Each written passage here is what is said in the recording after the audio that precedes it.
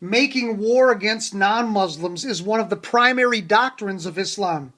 When you have an unintelligent and irrational religion that cannot be spread through great preaching or by logically reasoning with potential converts, you have but two alternatives: either watch it die out from the earth or spread it by the sword. Islam has always historically done the second of the two choices and carried it militarily across the world, slaughtering those who would not submit to Arabia and to Arabia's heathen moon deity, Al-Ilah. They've used this method because the Qur'an commands them to do it in that way. Islam is a violent religion. If you only remember one sentence or one line from this entire book, just remember that one. Islam is a violent religion. In spite of the verses that I'm showing you and the scholastic commentary that backs up the classic Islamic interpretation thereof, there are still those poor and ignorant souls running around our very own country, in our time period, in our society, saying that Islam actually doesn't teach these things. I can remember a long time ago when I was a younger man, earlier in my life, when I thought I was a citizen of a land that values education and research. Man, was I off. People measure your level of intelligence nowadays based solely upon how in agreement you are with the way of seeing the world that is fed to you by those above you. If you've totally swallowed up what is taught in public schools, in the media, on the television, in Hollywood, in government-run or quote-unquote public schools, or even in management theory in the secular business world, you are viewed as tolerant. You are seen as virtuous. You're culturally aware. You're hip. You're on the cutting edge. You are viewed as understanding of the times. The less questions you have of the whole movement, and the more of its catchphrases and one-liners and cliches that have become a part of your everyday vocabulary and speech and communication with the people around you, the more you're respected in our society and in our time period. This is not education, however. This is indoctrination. There's no better way to control the masses than to teach them what their opinions ought to be, what they ought to think, and then make absolutely certain that they are thinking those things. If you're an independent thinker, you're suddenly seen as ignorant. You're a bigot. You're a fearmonger. You're a hate monger. You're even ignorant, uneducated. You have a phobia or a fear, and you're dangerous. They have a list of names to call you to keep you in line and thinking like everybody else. But you're seen as a threat to society on the same level as almost a terrorist of sorts, because you don't share the opinion that everyone else has been told to accept and has done so. But this isn't right, and you know it. Exercise your God-given freedom to research and to think for yourself as we move on in this book. Hopefully you will see what I'm talking about. Hopefully it's already beginning to click in your mind and sink in, and you're beginning to understand what we are dealing with when we are confronted on the Western Hemisphere with Islam. In the next area of this book, we're going to look at another call to violence that Muhammad once preached and that Muslims are still bound to obey to this very day because Allah has said so. As I'm giving you more and more Quranic verses, I hope you see that there's not just one obscure verse that I'm referring to and depending upon to make my case, but much the opposite. The flow of the whole Quran teaches Muslims to make war against non-Muslims until Islam is the majority religion everywhere, all over the planet.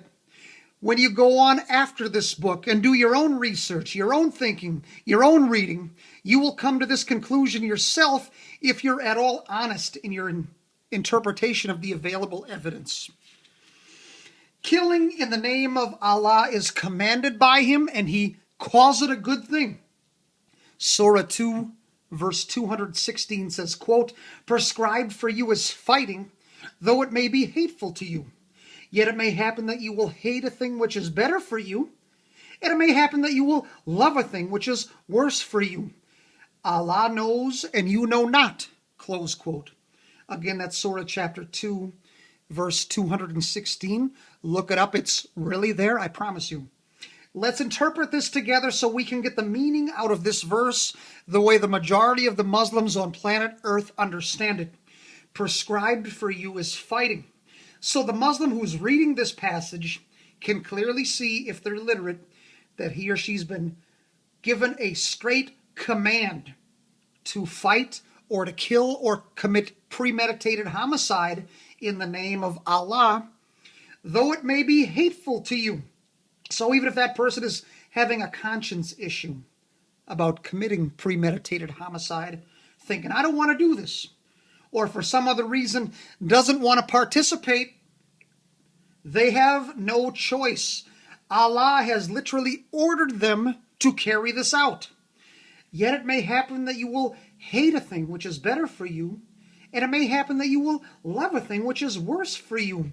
Allah knows and you know not. So basically what this is saying is man is sometimes blind as to what is best for him or her.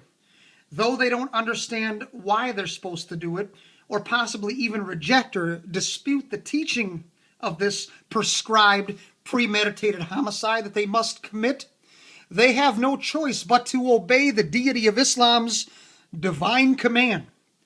It seems to be based on the understanding that Allah knows what is best for the Muslim, though the human individual to whom the command is given may not be able to see it at that time. Killing non-Muslims is actually good for them, whether they understand it or not. Kind of like when you're a kid. Your mom made you eat the vegetables when you didn't want to because they were good for you. Even if you don't want to kill anybody, Allah makes you do it anyway because it's good for you. That's how this verse is worded. So there you have it. Yet another reference to the prescribed or commanded fighting and killing and the committing of premeditated homicide that Muslims must carry out if they're seeking to practice Islam correctly. Muslims have to kill or to force conversions onto non-Muslims wherever and whenever they come across them. Once again, please do not take my word for it. I'm not a Muslim. Let's look at a Muslim scholar to shed some light onto this issue for us, and let's get the Islamic interpretation of this passage. Am I some evil, angry Christian who has some anti-Islamic axe to grind? Am I twisting the meaning of the Quranic text? Well, in Abdullah Yusuf Ali's commentary, you'll find that the most popular Muslim commentator on the North American continent actually agrees with me. So if I have an anti-Islamic axe to grind, then so does he. If I'm misinterpreting the text, then so is he.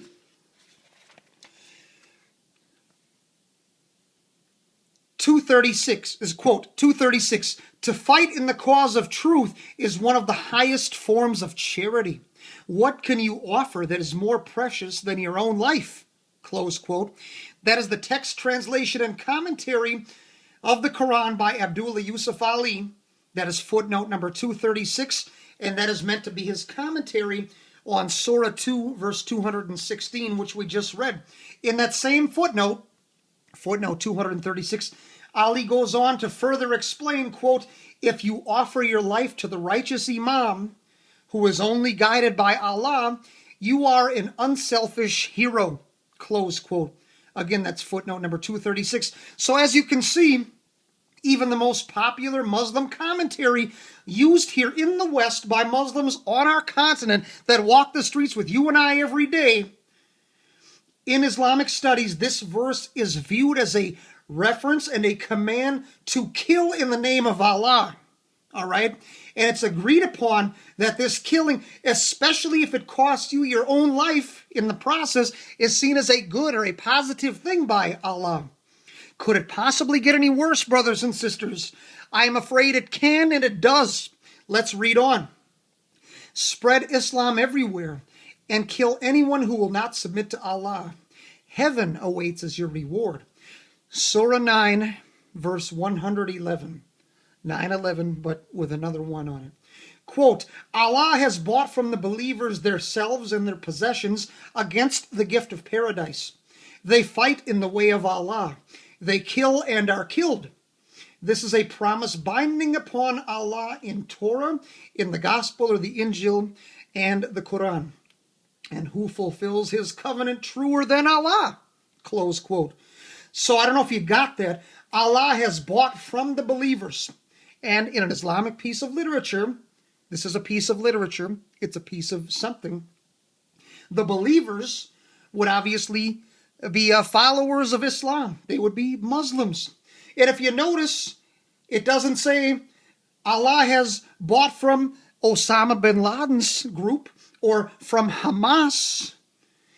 He says he has bought from the believers, from the Muslims. So whatever he's about to say is universal in scope. It refers to all Muslims, not just some sect or school of thought within Islam. Their selves and their possessions against the gift of paradise. So Allah has given the Muslims the promise of heaven in exchange for the surrender or the giving up of things of this world. This could be a reference to getting rid of earthly material things, but the context seems like it could also refer to being separated from their earthly lives via being killed. Whatever this surrender of themselves and their possessions entails is about to be expounded upon in greater detail. They fight in the way of Allah. They fight in the way of Allah. So once again, in Islamic literature, Allah is who's in view, okay? So they kill and are killed. So part of the mission, part of the highway to heaven, if you will, for Muslims involves the premeditated homicide of other people in general, non-Muslims in particular, and possibly even the surrendering of their own physical lives in the process for the cause of advancing the religion of Islam across the planet. That is a promise binding upon Allah in the Torah and the Gospel or the Injil. And again, what qualifies Muhammad to comment on either the one or the other? Not only was he illiterate, but there was no Gospel or Torah in Arabic in his time period. They wouldn't translate one into Arabic till 200 years later, which means he never physically saw one. And even if he did, he couldn't read it anyway. His constant mistakes about what's in the Bible, the beliefs of Christians, the beliefs of Jews, they're forever preserved as one of the biggest evidences that no God, no deity of any kind had anything whatsoever to do with the authorship of the Qur'an. So even Muhammad says that going to paradise in exchange for the slitting of some throats is a promise binding upon Allah in the Qur'an. He is bound, he has made a promise, his word is his bond, as the 5% Nation of Islam goes on to say. So I can imagine what some people must be thinking at this point. Probably something along these lines. The Qur'an? What? A promise binding upon Allah in the Qur'an? It can't be. You see, the people on the television, they say the Qur'an doesn't say this. But here it is in front of me. My Muslim teacher at the university in the secular world also said that Islam doesn't teach this. Why have these people lied to me? Say it ain't so. I wish I could say it ain't so, but then I'd be just as dishonest as they are. My love for truth, my love for God, my love for this country prevent me from caving into social movements, no matter how popular they are at any given time, no matter how powerful of an influence they wield, and no matter what kind of consequences they can throw at me to retaliate for the sin of opening my mouth. I've got to tell it like it is, and I've got to rip the mic in half for the truth here. As I've just quoted from the records of the speeches of the founder of the religion himself, Muhammad, it is obvious that Orthodox Islam teaches this kind of killing. All right? It's a part of Islamic practice. Whether you like it or whether you don't like it, that's the truth. And it's another brick in an overall case. Allah wants to terrorize non-Muslims into conversion, so Muslims are to stab us in the throat and chop off our fingers. Surah 8, ayat, or verse 12 says, quote, I shall cast into the unbelievers' hearts terror. So smite above the necks and smite every finger of them. Close quote. So contextually, this is the God of Islam speaking. These are the words of Allah. Read it for yourself sometime if you don't believe me. What am I going to lie to you for? What do I have to gain? The unbelievers to whom he is referring are non-Muslims. And this God, Allah, wants to instill terror into the hearts of non-Muslims. Those are his words. It's right there. And how does he want to scare us? And I say us because I'm not a Muslim. Are you a Muslim? If not, then you better pay some serious attention, because those who are Muslims and who read this verse are being trained by it as to exactly how their God wants them to treat you. This is what Allah wants done to you according to this very passage in their so-called holy book. Unless either Muhammad wrongly spoke or recited it, or unless the scribes wrongly recorded what Muhammad spoke or recited. But like it or not, the verse is there in every single possible translation of it that you can find. Allah wants his human followers, the Muslims, to smite us, to cut us with knives and things of that nature. He's even specified that we are to be hit with the sword right above our necks. This is probably a reference to going either for the throat or the jugular vein. Either A or B, whether it's the left or the right, the jugular vein or the throat, either way you look at it or interpret it, it's quite a violent picture being painted, is it not? In addition, Muslims have herein been commanded to chop our fingers off as well. In most Islamic countries, where the government uses Islamic principles as the rules and laws of the land, al-Sharia, these verses are used and carried out exactly down to the very body parts that they cut off. They'll defend themselves, of course, and say that we only do this to criminals. But it's worth noting that their definition of the word criminal includes citizens who believe in or practice a religion other than Islam. All right? So if you're not a Muslim in a Muslim country, you would be a criminal. And under al-Sharia, they begin to talk about which body parts shall we cut off. People who are not in the government but are seeking to follow Islam still need to follow this verse and others like it, but not in terms of corporal punishment, but rather on the street, you see, day to day. If they failed to obey these verses, they would cease being Muslims in the right sense of the word. A lot of folks say, I know Brother Ahmed or Brother Muhammad. He works down at the falafel hut. He makes a great Slurpee. He would never hurt a fly. Well, if he would never obey these verses, that's fine. But then it's a slippery slope. What other Islamic, Quranic, Hadithic verses would he also ignore and not obey? Is he really a Muslim in the right sense of the word? I don't think so. Okay. But anyways, some branches of Islam do not see this verse as literal in an absolute sense. They still want to be used of Allah to instill terror or fear into the hearts of non-Muslims. And they will do it by any means necessary. But it may not necessarily be literally the chopping off of fingers. It may not literally be slitting throats or smiting above necks, as it's worded. It may be something different, like, I don't know, crashing planes into skyscrapers that are located in non-Muslim countries, or like, I don't know, blowing up government buildings or shooting up buildings, something of that nature. Some Muslim groups think that this way is better because of the sheer numbers of people that can be taken out in the name of Allah in one move. So while Muslims may not be unified as to how they must kill the unbelievers, they are united in the belief that they must. It's in the Qur'an, and you cannot get around it unless you're voluntarily blind. And if you, my reader, are seeking to gain a real understanding of September 11th, 2001, then you cannot get around the existence of these verses either. You may think I'm being difficult, I'm being harsh, I'm being rigid in my interpretation of the Quran. But rest assured, I'm not alone in understanding the Quran to be saying that this is a literal war passage having to do with physical body parts. Again, I rest on Abdullah Yusuf Ali. His footnote 1189 or 1189 says, quote, "The vulnerable parts of an armed man are above the neck. A blow on the neck, face, or head finishes him off. If he has armor, it's difficult to get at his heart, but if his hands are put out of action, He is unable to wield his sword or lance or other weapon and easily becomes a prisoner, close quote.